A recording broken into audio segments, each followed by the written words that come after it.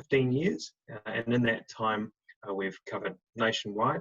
I'm one of the directors here and have been here for 14 years, 14 and a half years now, which seems pretty scary. Today, what we are going to cover off is this whole process of how you can go about building a contemporary profile for yourself and use that to be able to access new employers, to build a reputation digitally and in person, and then kind of get yourself into a role that you really care about. We will run through the presentation, and then for those who want to ask questions, we'll have the opportunity to ask those. Guy and Shay both work at Potentia, they're part of us here, and they will be administering the session today. I believe that all of you are on mute, so I can't hear the big choruses of yays and celebrations that I am speaking now, but please do add those questions or save the comments until the end of the session. So let's kick into it. So as I said before, unprecedented times with COVID and with the global change that's going on right now. We have seen massive unemployment within the US. Obviously, there are a lot of stats coming out there, and a lot of the other developed nations and developing nations around the world are in real health trouble, and obviously in employment trouble. New Zealand, we are the lucky green zone of the planet right now, but we are also experiencing economic distress, and we've seen a large number of people enter into the workforce either for the first time or bouncing out of contracts even, and trying to attempt to get new roles. So the technology sector is probably a bit better off than others. We've bounced a little faster, certainly from the impressions that our team have got. There is slightly more fertile ground out there. We are starting to see an increase in the number of jobs being advertised on the standard job boards of Trade Me and Seek. And it's not back to the heady heights of late last year, but we are starting to see more roles. Now, one of the key things is that there's a shadow job market. What does that mean? Well, around about 70% of the roles that are out there are not necessarily advertised. And so consequently, what that means is that you can't get access to those jobs unless you are in the know. And what does in the know mean? It means that you are networked. It means that you are talking to the right people that are looking to employ people. And it means that you are getting an opportunity to get involved with employment that has not necessarily gone out to market, so to speak. So we're going to talk about how you can be able to position yourself to access that, but also respond to jobs that are advertised. We're also going to cover off how you can put yourself in a position where you are a bit more of a mover and a shaker within the communities that you want to be involved with. And that's through a process of differentiating yourself through authenticity, understanding what your purpose is, using those platforms, and we'll move into that now. All right, so going to get my portfolio moving here. Bear with me here. There we go. All right. So as I said before, point 3, we live in a hyper-connected world of global competition for jobs. Right out there are people competing for jobs both locally and internationally. Now, with the slowing of people coming through the borders at the moment, we do have a little bit of a captive audience within New Zealand, but there is intense competition for those roles. The other truism, information and data is available on everyone, anytime, everywhere. What does that mean? It means that you need to be able to make sure that you're part of that ecosystem, and then you're differentiating yourself. Now that differentiation, that information is becoming obsolete. We all live in the land of news feeds, where things like LinkedIn, social media, all of that information is rotating so quickly that you need to make sure that you are top of the pile, that you are being present within that to be able to get some notice. So what we've done today is we've designed a 4-step plan for you to be able to differentiate yourself in the current situation where there is competition for jobs. You need to be able to understand your why, and that's through defining your value and your interests. You then need to be able to put that authenticity out onto some platforms, and choosing the right platforms and how much effort you put into them. You need to be able to construct those profiles to fit within the realms or the parameters that those platforms set. And then it's not a case of setting and forgetting. It's a case of using those platforms and being able to constantly put information into those systems that's valuable to others and also elevates you.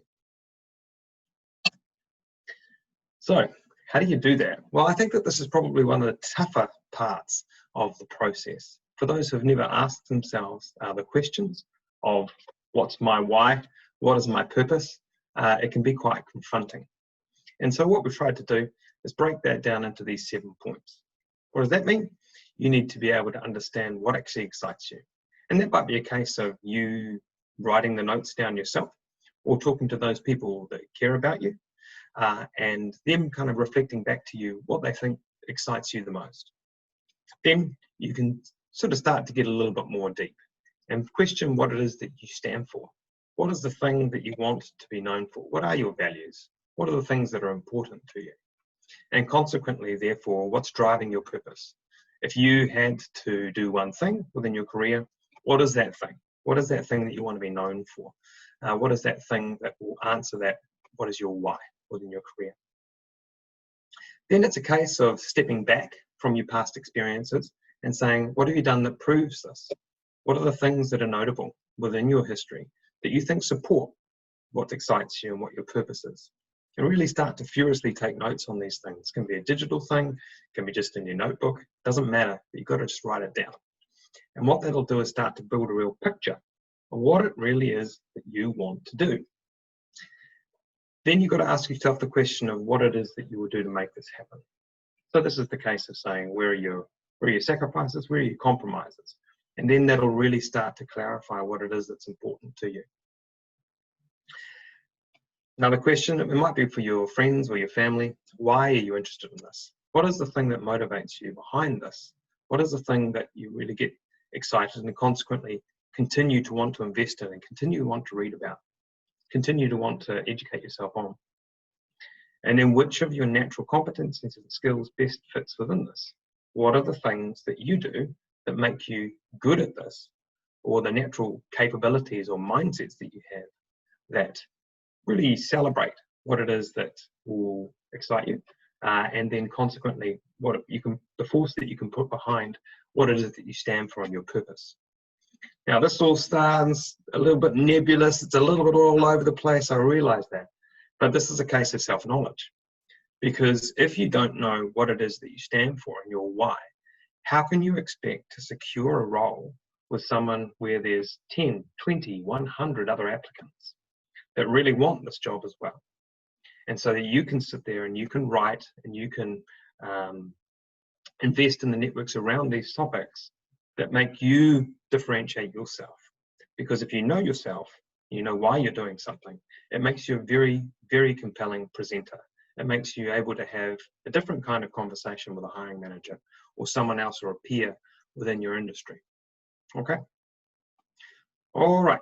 So any questions, we can come back to that. So now the second part of the plan, choosing the platforms to use. Now we've got 6 areas here. One, your standard CV. All right, and we'll go into what it is that can look like and the kind of things, the attention that you want on this. Bearing in mind, this is not talking about, we're not going to talk about interviews today. We're going to get you everything ready to interview. So the CV, I would hope that most people have got a CV. What does it look like? Was it written in Google? Was it written Google Doc? Or was it written in Word? Does it look like everyone else? Your LinkedIn profile, how detailed is it? Is it current? Is it something that you feel proud of? Your social media. Does your social media profile on Facebook, on Instagram, on YouTube, on Snapchat, on Twitter, on Reddit, does it reflect who you are as a professional, as well as who you are as a regular human? Is it something, again, you would be happy for employers to look at and seek a reputation or seek a representation of what it is that you are like? Your personal website. We live in an age where you can knock up a website in less than 4 hours. You can have something that is your own piece of real estate in the online world that's just yours, and people can go to and understand who you are. Online communities, one of the most powerful forces globally. Which online communities are you part of? of those platforms that, how involved are you? Do they represent your interest and your passion with what it is that you do? And then the domain-specific platforms, what is that? So for engineering, it might be Stack Overflow, it might be GitHub, or it might be just an online team that you work with to be able to create software. For instance, in the product space, it might be a group, an online group, or an in-situ group that you're part of. I know we're moving pretty fast here, so please do ask the questions and we'll come back to them. And then it's about constructing those profiles. So when we talk about knowing your why and what excites you, when you construct these profiles, it needs to represent those things. So, but it also needs to be marketing collateral, okay? We live in an age where, as I said before, information is getting transmitted at you at a breakneck speed. And so the profiles that you produce, they need to be eye-catching. They need to be something that is marketing representative rather than just being a kind of a diatribe on who and what you are. It needs to be snappy. It needs to be visually appealing. It needs to represent you as a professional. It needs to be intuitive. What does that mean? It needs to make sense. So for instance, if you want a job as a product manager, it needs to represent the kind of language. It needs to represent the kind of visuals that a product manager, you would expect from a product manager. I mentioned the authenticity before, so it needs to be able to be in line with your why and your purpose. And it needs to be accurate. So the information needs to be current and it needs to be truthful. Data-driven in this age, everything needs to be data-driven. That helps with the authenticity. It also helps with your ability to leverage your experience. So if there's data involved, then people are going to be able to understand that it is a true representation of what it is your capabilities are. As bearing in mind, this will be a recorded conference. You can go back to it, and we'll be sharing these slides in the public domain. So, constructing your profile. CV. Everyone talks about your CV. Some people say it's good, some people say it's bad. I know Elon Musk has got a one-page CV that's hugely visually appealing and really compresses all his achievements. So really, when you think about it, we talked about Word and Google Docs before. The templates that you use are really important. Borrowing from what we've spoken about before, your CV needs to be marketing focused. It needs to be marketing collateral. It needs to be visually appealing. It needs to be snappy. It needs to be something that will be noticed. Being in recruitment for 14.5 years, I've seen tens of thousands, perhaps even 100,000 CVs in that time. Of those, probably about 10% were visually appealing. Most were written in Word, most were written as Google Docs, and they were grim pieces of documentation that really didn't express. All they were was an afterthought of the person trying to get down what it is that they'd done and spending the minimum amount of time on it. Now, if I told you that if you invested in your CV, it could increase your earning capability, it could increase your reputation by simply you spending more time on it, it could be worth to you more, $20,000 more a year. It could be that you get to meet one of your heroes. It could be that just by putting in a little more effort, you were able to secure a promotion into something that you'd always dreamed of getting into. And would that be worth it? So I would encourage people to spend more time making their CV into something beautiful, something that is a real representation of what you are. Now we can see here, I've added in a couple of templates. I think the easiest way for someone to succeed in building a CV is to not try and build it themselves, is to use a template. Some of you will be, I would imagine most of you have got a smartphone. You can literally build a CV that looks good and has a strong, eye-catching template on your phone. You can download the app. It might cost you $1.50, $2.50 a year. And I've noted here you've got the Play Store and the App Store. These are just a couple of examples. I encourage you to have a look and be able to kind of experiment with some of these templates, which you think is a fair representation of yourself. Again, talking about that marketing piece, marketing collateral is keyword or SEO. So search engine optimization. So you need your CV, because it will be a digital document as well as a in paper document, you need it to be keyword and SEO driven. Why? Well, first of all, if it sits online, then people are going to be able to find it. But also within the talent management teams and recruitment companies now, if you're dealing with those people, then when they run a search on their own databases, there are keywords that occur with specific occupations or specific skill sets. And you need to make sure that those skill sets and those words are in your CVs so that you are easily findable. Graphics and data visualization, again, if you can get something that is worth 100 words into one picture, then it's going to be a lot more appealing. The layout, again, looking at that template, making sure that the template is easy for you to follow. If you were looking at this CV, could you find all the information that you needed as quickly as possible? So making sure that it was visual, making sure it's keyword driven, but also that when you look at it, you're like, yeah, that makes sense. That looks like me. That's the information that's most important about me.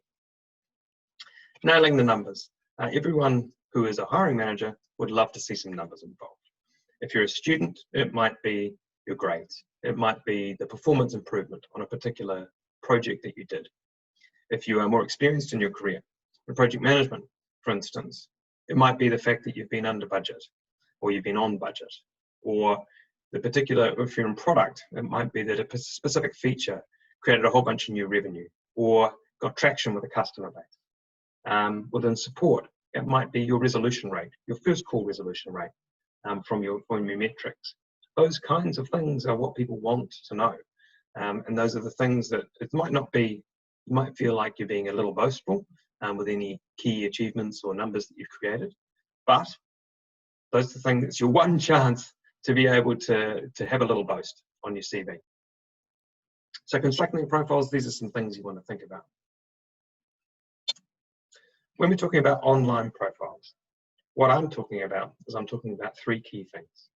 I'm talking about LinkedIn. Obviously, this is the professional network. It's got just under 1 billion people on LinkedIn, I believe, globally. So you've got a pretty strong audience there. Within the current situation, LinkedIn has received a massive uptick in attention. So there's more content, there's more activity going on LinkedIn than ever before. You need to have something in your profile that is eye-catching. It needs to be clear. It needs to be compelling. There is a whole bunch of tutorials on how to build your CV, which we won't go through here. But what can also help is to look at people within your occupation that you admire and look at their CVs, look at their LinkedIn profiles and take what you steal what it is that they've been saying about themselves and the way that they've been saying it. If you can plagiarize the way that they've demonstrated things there, clearly there's someone that is a prevalent person within their profession. So taking from what they've written is actually a good form of flattery. You can have a look at my LinkedIn profile, although I suspect not a lot of you will be getting into recruitment right now, but there are lots of different people within lots of different occupations where you can identify them, have a look at their LinkedIn profile and borrow, beg, and steal some of the ways that they've written things into yours. Social media. I've got this phrase, sanitize before you're recognized. Why I say that is that if your LinkedIn profile says one thing about you, and then someone visits Facebook or Instagram and identifies you and sees something quite different, that incongruence will mean it's probably going to be a no before they've even considered you. Why? Because if you're saying one thing over here and you're demonstrating another thing over here, what do you believe? I think that being consistent with both your social media profile and the way that you display yourself on LinkedIn is critically important. That also goes for your personal website. It's very easy for you to build WordPress and Squarespace websites really, really rapidly. And like I said before, carving out and creating your own little piece of real estate on the web is good. And then just having a link to that on your LinkedIn profile and a link to that on your CV. It also offers you the opportunity to generate content. The way that Google search works now is they will take you to a website which has demonstrated content of whatever that person's queried within the search engine. So that's important too. Constructing your profiles for communities. What that means is that if you're interested in a specific occupation, meetup.com is a great place for you to have a look and see who's talking about the same stuff that you want to know about.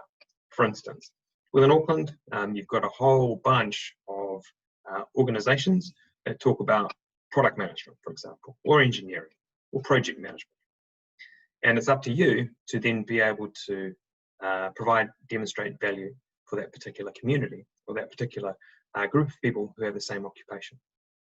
We'll talk a little bit more about what that looks like later on. Domain specific again, so that's things like online GitHubs, online, there's also project management practitioner online groups that you can be part of. And again, it's about being able to create your profile through the investment that you're prepared to put in that community. So this is going into some of the detail about how you use these tools and platforms. Again, borrowing back from the first point, the first step of the plan, it's got to be in line with who you are. You can't be saying one thing and then demonstrating another. Purpose-driven. So if you're really clear on why or the thing that you want to achieve within your career, that needs to be the flavour of whatever collateral you're putting together. It needs to be contemporary and current. So making sure that you're not looking at old skills that are no longer relevant.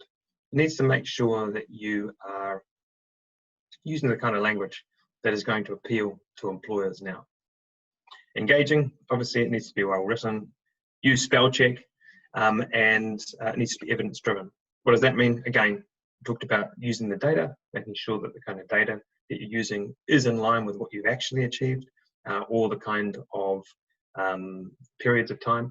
So making sure that, for instance, the time that you spent in your previous role is accurate, so that when the employer might go to reference check, they're not getting a different message from you. Mostly professional, some fun. What does that mean? So for instance, when you're putting up content on LinkedIn, 70 to 80% of it needs to be on point. What does that mean? It needs to be relevant to your occupation or the desire for that occupation. For instance, if you've just graduated or done a postgrad and you want to get into data science, making sure that the content that you are posting, 80% of it is related to data science. 15% might be just related to interest. So it might be related to what's going on politically, if you want to bang that drum, or it might be related to something of interest in the business community or the technology community that's not necessarily specific to the occupation that you want or that you have. 5% can be fun. I know that this seems like a pretty specific algorithm, but if you imagine that half of the posts that someone does are for fun and half are related to professional, you're probably going to lose a sense of the attention for that person. If 5%, 1 in 20 of the posts is fun, then it's something for them to look forward to.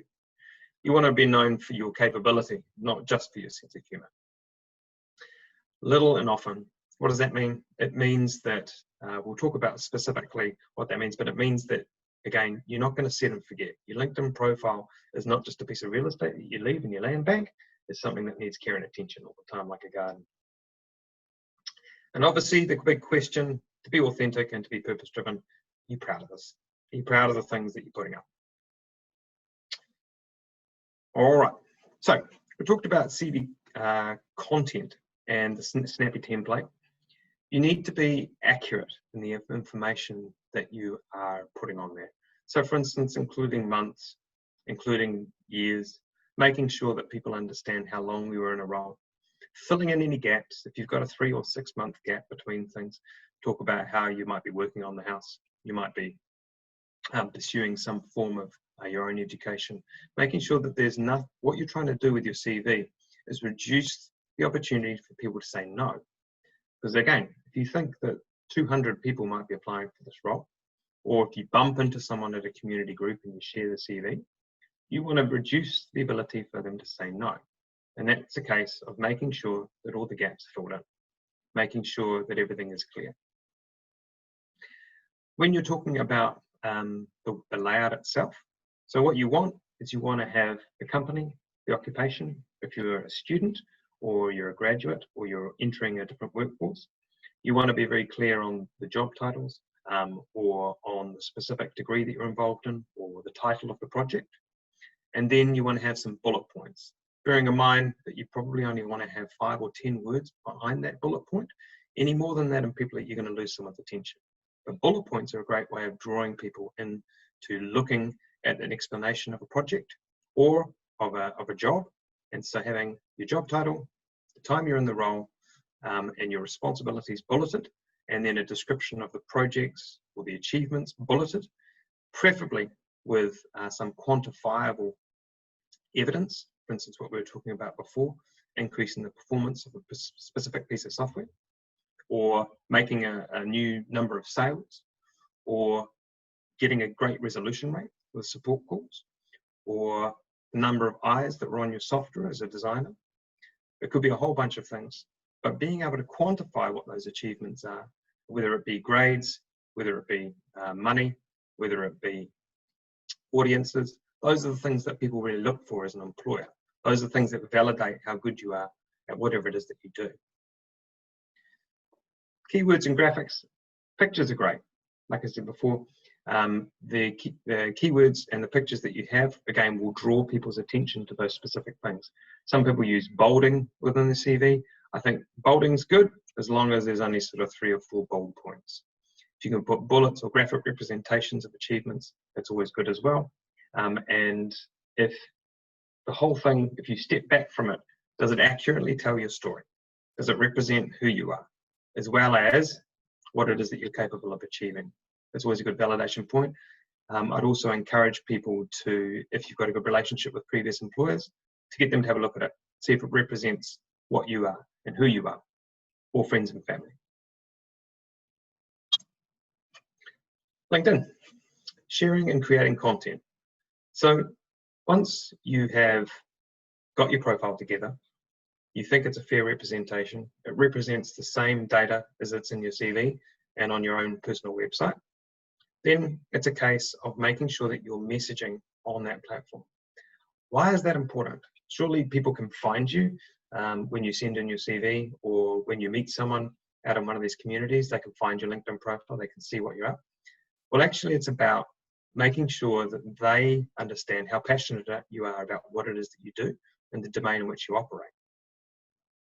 So, for those who are not particularly active on social media, whether that be LinkedIn or Facebook or whatever, LinkedIn works exactly the same. So the more content, more relevant content you place, the more engagement that you get, the better it is or easier it is that you will be able to find. So for instance, let me give you an example. If I've shared content for 6 months about a specific thing, let's say I'm a software engineer, and I'm sharing content about new techniques within Python or whatever, that I've found through a variety of means, through following specific people on LinkedIn, through being part of online communities, I'm posting that. I then bump into someone at a meetup or a networking event, and it just happens to be one of the hiring managers at Xero, talking about software engineers here. Well then, let's say I have a compelling enough conversation with that hiring manager. They then check into my LinkedIn. Looks good. Then they have a look at recent activity, and they can see for the last 6 months, I've been posting all about the stuff that's important to Xero's practices, their tools, their systems, whatever. Well, then that's going to give me a leg up over someone who has not. It's going to show and demonstrate a passion that I'm going to do whatever I'm going to do within this profession, whether they hire me or not. It's demonstrating, people are always looking for passionate people. This is a way of demonstrating that, and demonstrating that you've got a purpose. An easy way to do that is to spend a bit of time on LinkedIn and see who's posting what. See some of the things that see some of the posts that your connections are posting and who they're influenced by. Then follow those people. It's a case of just clicking the button. Follow particular periodicals, looking at, for as much as the reseller.co.nz, there's a periodical that you can follow that talks about technology trends, even the Herald. But as you spend more time on LinkedIn, you'll start to see that there's actually some really, really good websites that are posting kind of content that you want, that are specific to your occupation. Now, what you need to be doing is probably setting yourself a target. If you're looking for work, that you're going to consume one piece of content or media per day, and that you want to be posting at least once or twice a week about whatever it is that you're interested in that represents your occupation or your professional pursuit. Now, there are ways for you to be able to consume that content and load them into tools that will automatically post them to multiple different platforms. If you've not done this before, I would encourage you not to go down that path. It's a good case of getting in a habit of reading and consuming content, finding what's viable, and then finding your specific niche. For instance, in data science, it might be a case of following some international people within that space, seeing what they post, and then piggybacking on that and adding your own flavor and comment. Once you've got those posts going on, if people comment or if they like, engage. What does that mean? Because the more that you engage on the comment threads or on discussion groups, the more attention that you're able to and raise your profile within those specific communities. Your activities on these kinds of social media platforms will really dictate will show how interested you are in whatever it is you're pursuing. And so the kinds of, obviously keep it polite.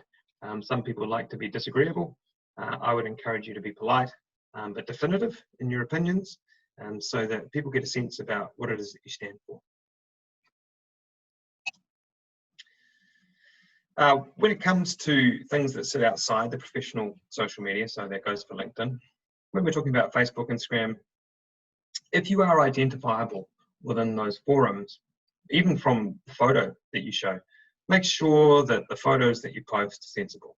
Make sure that you are, especially if you're looking for work, that if people stumble across your Facebook or they run a Google search on you, that no untoward content shows up, at least not on the first page of search results.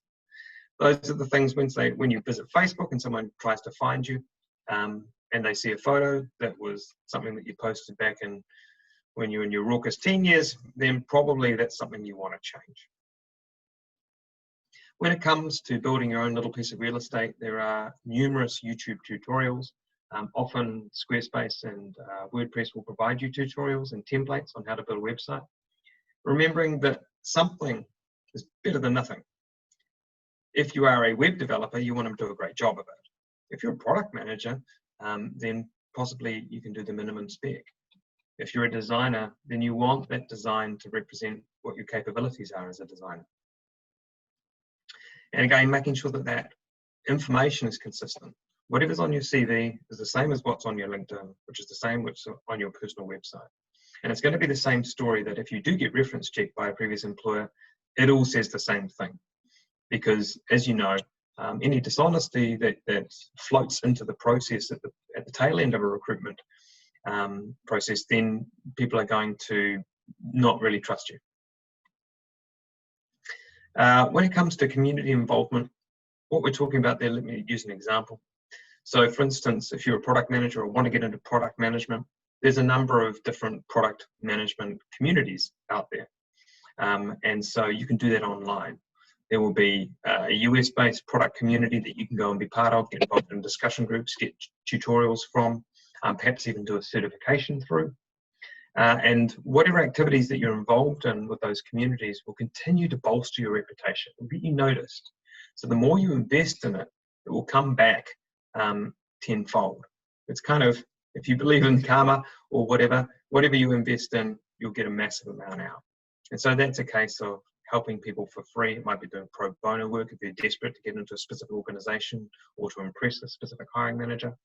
But it might be just as easy as looking at ways or trying to find guest speakers. Or it might be being involved in clarifying for someone what they should do or how they should write their CV. Domain-specific stuff, again, that's what we're kind of talking about with local. We're lucky enough in New Zealand to be able to go out and have in-situ events. We're starting to see a lot more events happening within the technology community for developers, for product managers, for designers, for everyone.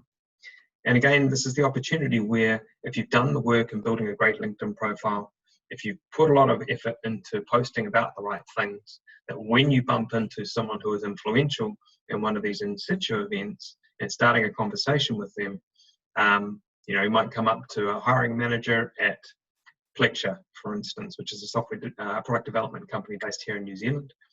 And you might say, hey, I've been following what you've been up to there. Really impressed with what's going on with that McDonald's engagement. Love some of the technology that you've produced there. Hey, I'd love the opportunity to talk to you about that. And they might sort of give you a, yeah, sure, no problem. And then you do follow up, you connect with them on LinkedIn, you pursue a meeting, they look at your LinkedIn profile, they can see that you've done the work, then they're going to be a lot more likely to want to talk to you and involve you even in that community. It might be that you involve yourself within the product meetup group in Auckland. You do a great job of that. So when a product role comes up at Pleksure, that person is ready to hire you in 2 or 3 months. So you can see that it's all about that investment that you put into that community, the clarity of that information, making sure that you've done the work. So when the opportunity does strike, you're ready. And therefore, you won't need to apply to those jobs online. You will get that opportunity before they've even posted that out onto Seek or onto Training. That kind of sums it up.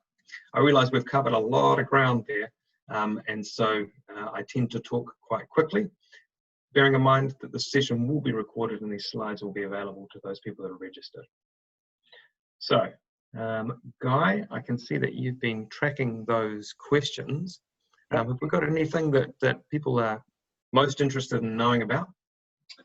Yeah, so there's a couple of questions here from James Reese. So it's around CV content. So one of the questions says here is, what is the best way to describe results at past jobs when you no longer have access to the data to quantify it?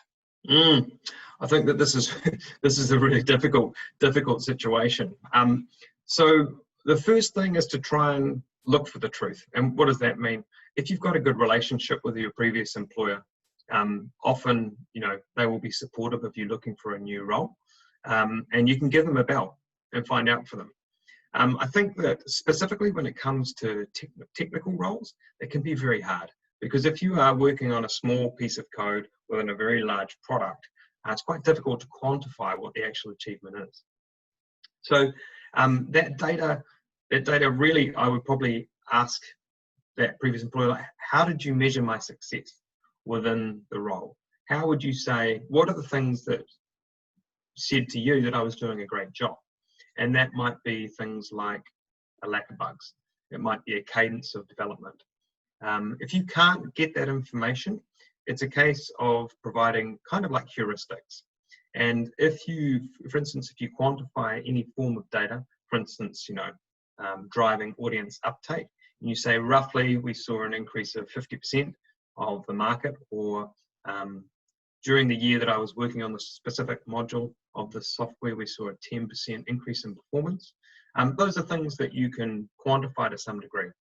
And remembering that when you get the opportunity to meet with that person who might ask about those things, you can say, well, look, actually I was unable to get the data, but being able to tease out actually what was achieved within the specific role, these are the things that I thought were important to note.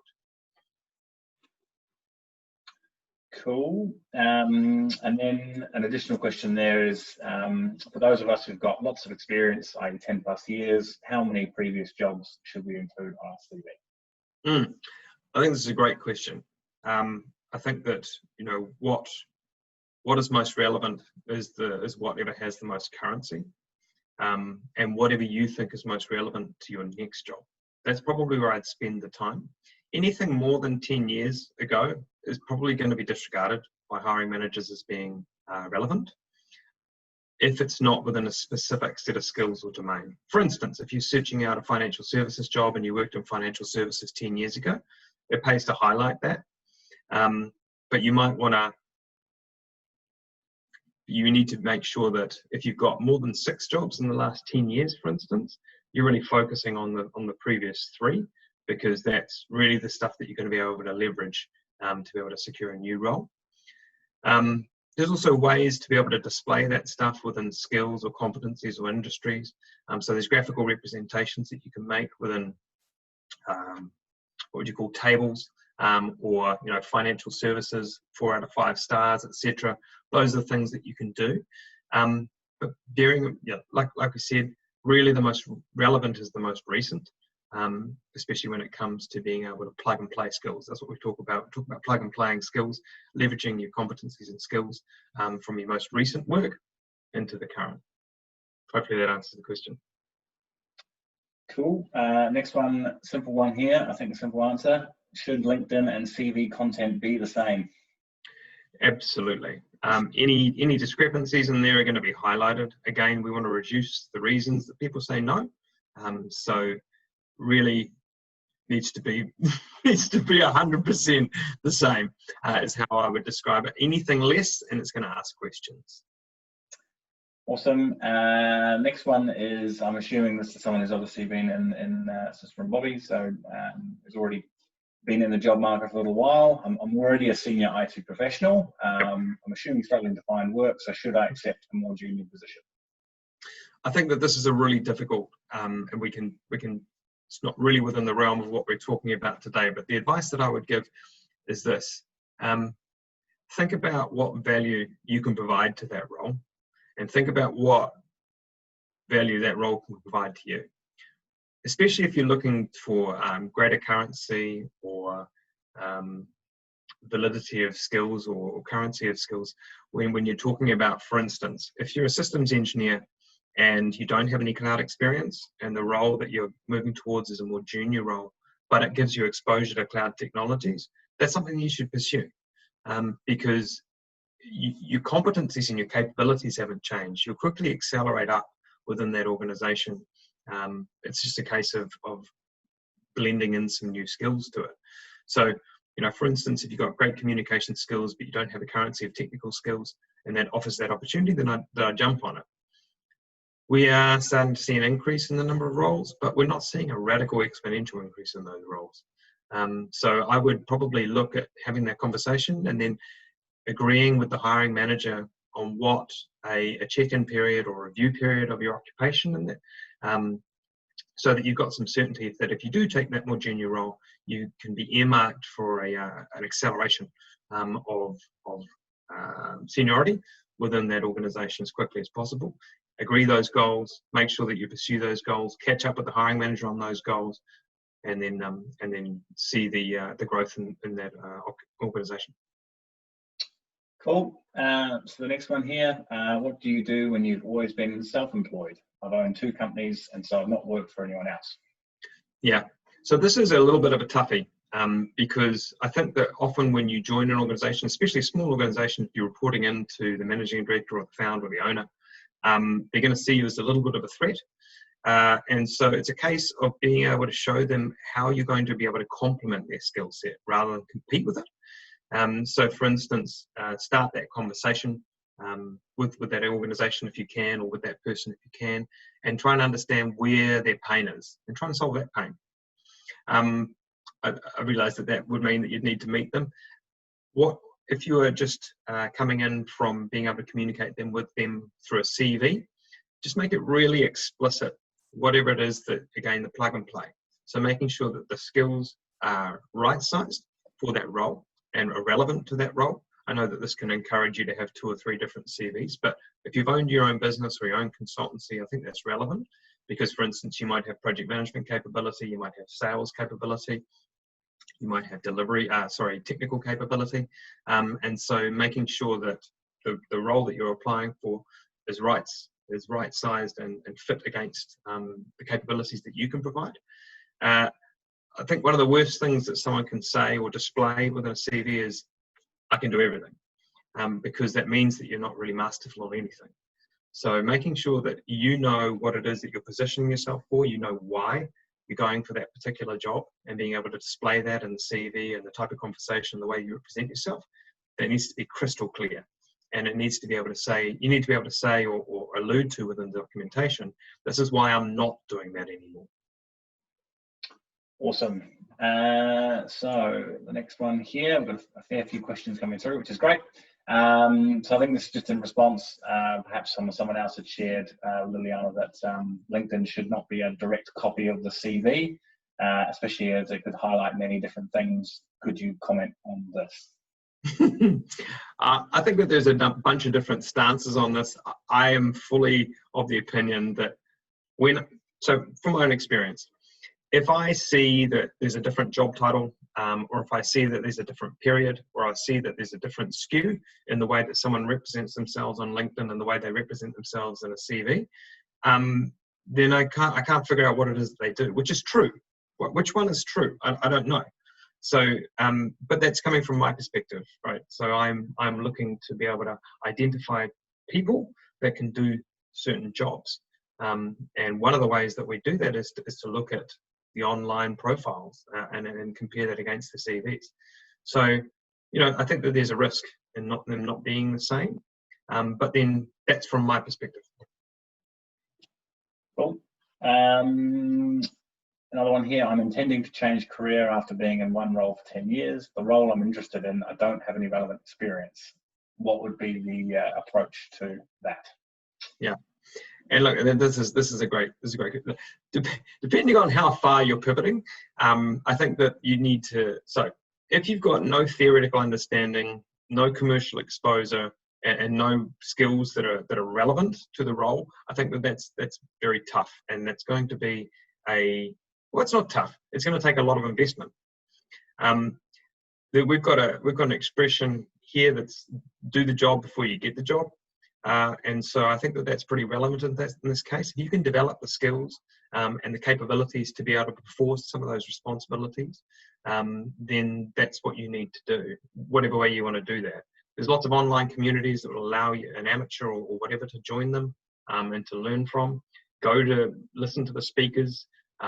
If you want to do certifications, do the certifications if it's specific to that occupation. I'm always a little hesitant on certifications. Find like-minded people that are prepared to do pro bono work with you, or develop an online community to be able to write some software, or to create some test automation, or to write some new algorithms. I don't know, whatever that occupation is. But do the work to show that you're going to do that work, even if they hire you or not. And that's one of the key aspects of demonstrating that passion, which I said before. It's really, really important. And you may find that these online collaborators that you do some of this work with, you end up building a great idea. And there's a multitude of funding organizations that are available to you to get that idea off the ground. I mean, I think that that's one of the great things. And you can always pursue developing that product or developing that service in line with your job hunt. Awesome. So the next question here is, what is the best way to handle a diverse work history in a bunch of unrelated industries? Focus on the things that you want to leverage is the simple answer to that. Minimize the job titles, keep them to one line and stuff that you do not think is relevant to the roles that you're pursuing. Awesome. And then a couple of questions here, which I'll kind of wrap up into one because they kind of talk to a similar point. How do you suggest representing gaps in employment? So that's gaps either with taking time off or looking after kids, or potentially a gap with regards to previous job within a previous discipline, doing a degree and then jumping into a new product. As long as you haven't been to jail, then you've usually got a good reason behind a gap in a CV. And believe me, I have met people that have a gap in their CV and they say they've been incarcerated. So, as long as you haven't got that, then most people are pretty amenable to whatever gaps you've got, as long as there's a sound explanation.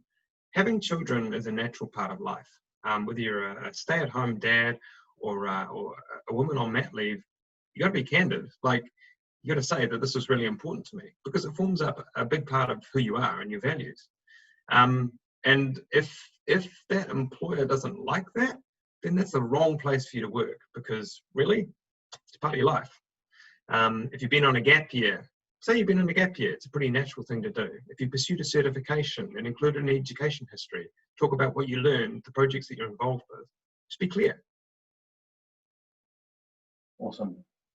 And then the last one here that's come through. Oh, there's another one here. We'll keep going until we've got our cutoff. So have you got a glass of water there, Jules? Awesome. So in my CV, it looks like I've been job hopping and I haven't worked anywhere longer than a year, which has mainly been as a result to company and circumstances. How can I ensure people take me seriously? Sure. If you've been bounced around, then be explicit and have a small, bold line at the bottom of that work experience that says reason for leaving or reason for job change. Because if there have been circumstances that are outside of your control, then that's relevant. If you've been fired, then you need to be able to come to the party and explain why. If it's a case of you've had a contract, then that's absolutely fine. You know, for instance, contracts are typically 6 to 12 months, and if you explain that you've been in a 3-month contract or a 6-month contract, you just say contract within your job title. If it's a case of, you know, you've been all over the place because you can't choose, and that's a sign of the fact that you can't commit to somewhere, then I think that's a difficult thing for you to explain. I'm not sure that there's a right way for you to be able to do that. But as I said, if it's outside of your control and you've been bounced around, there's financial issues that those employers have had, then just say it. Awesome. And a couple of questions here that again relate to a similar thing. So I suppose I'm finding that employers are profoundly prejudiced against age. My CV betrays this, so I don't get to an interview. Whereas if I could get in front of an employer, I'm sure age would be relatively, well, would sink into relative inconsequence. Is what's said here. Yep. Is there a way out? Yep. Look, there are all kinds of prejudice out there, both around sex, nationality, religion, age, disability, all sorts of things, and the most horrible thing about it is you can get ghosted because of it. What's ghosting? It just basically means that your application or a conversation just gets binned and you don't know why.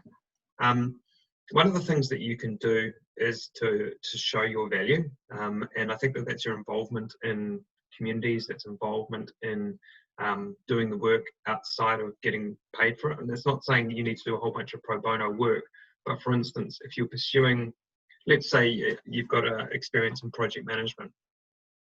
If you are staying contemporary, you're sharing a whole bunch of content on the contemporary developments within that particular profession.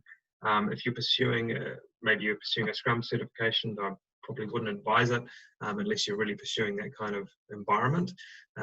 If you are showing within the stuff that you're posting about within your CV, all of the things that you're doing to invest in yourself to show that you're contemporary in your knowledge and your skills, then age shouldn't be a factor. It may be, like we talked about, 70% of the roles they're not advertised. And so whatever investment and involvement you've got in that community will mean that you're able to get exposure to contract work or full-time engagement that is outside of applications. Because if you are one of 200, again, people are looking for reasons to say no. Whether it's right or not, it doesn't matter. There is prejudice against age, that's true. But if you're able to get access to those roles before they even get advertised and to build a reputation and show what your capabilities are to those hiring managers through your involvement in communities or whatever, or through your own network, then that's going to give you an advantage. Sadly, I do not think you should not tell the truth within your CV about how long you've been, but you don't need to highlight, if you've been in the industry for 30 years, you don't need to highlight the 20 years behind the most recent 10 so much. Awesome. Thank you, Jules. Well, that is all the questions that has come through. Great. All right, look, thank you very much for taking the time, everyone who's registered. I really appreciate the opportunity to share some of these ideas with you. Please do follow up with any questions through to I think we can probably still take it at info@Potentia, or my particular email address is here, and I can forward you on or deal with those questions directly myself. But thanks for your attention today. Really appreciate it. Good luck in your job search.